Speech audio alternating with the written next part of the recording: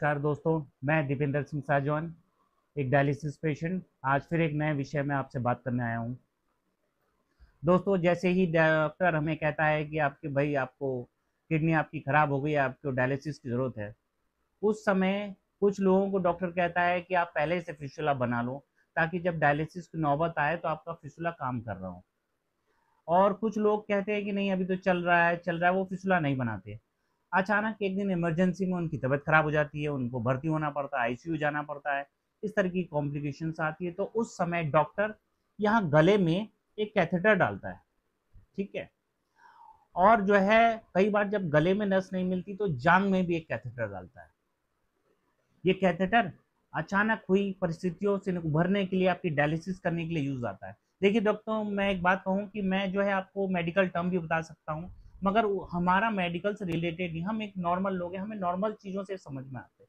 तो इसलिए जब वो पाइप हमारे यहाँ डॉक्टर डालता है, वो 2 मिनट का काम होता है। खट डाल देता है और उसे सिल देता है। उसके 10-15 मिनट बाद आपकी उससे डायलिसिस शुरू हो जाती है। ये जो कैथेटर हुए है, इसका सिर्फ 1 महीने की टाइम लिमिट है। 1 महीने के अंदर हमको या तो परमाकैथ बनाना पड़ता है या हमें फिसुला बनाना पड़ता है। परमाकैथ और फिसुला के बारे में मैं आपको अगले वीडियो में बताऊंगा। देखिए, जब वो हमारे गले में कैथेटर डालता है तो परेशानी हमें बहुत होती है, क्योंकि जब हम डायलिसिस करवाते हैं तो हमको हिलना नहीं होता है। जब हम हिलते हैं तो हमारी मशीन बजने लग जाती है। कई बार पाइप दबने से हमारा जो है ब्लड का फ्लो रुक जाता है। हमको स्ट्रेट रहना पड़ता है, गर्दन नहीं हिलानी पड़ती, बहुत परेशानी होती है।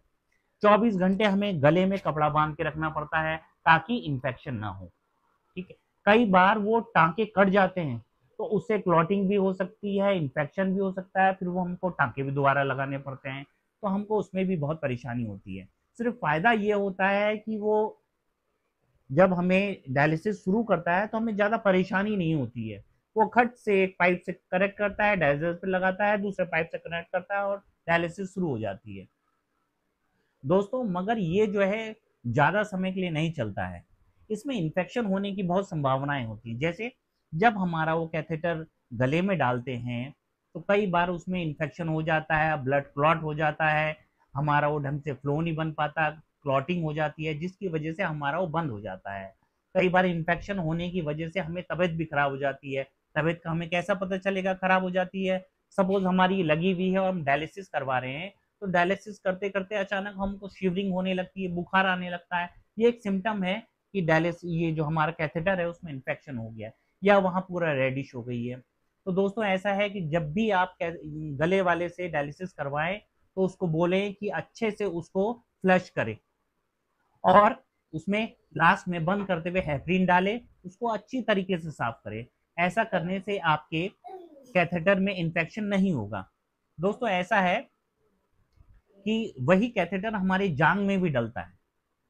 जांग में इन्फेक्शन होने के ज़्यादा चांसेस होते हैं, क्योंकि वहाँ हम नेचुरल प्रोसेस के लिए जाते हैं तो गंदा हो सकता है, वो भीग सकता है।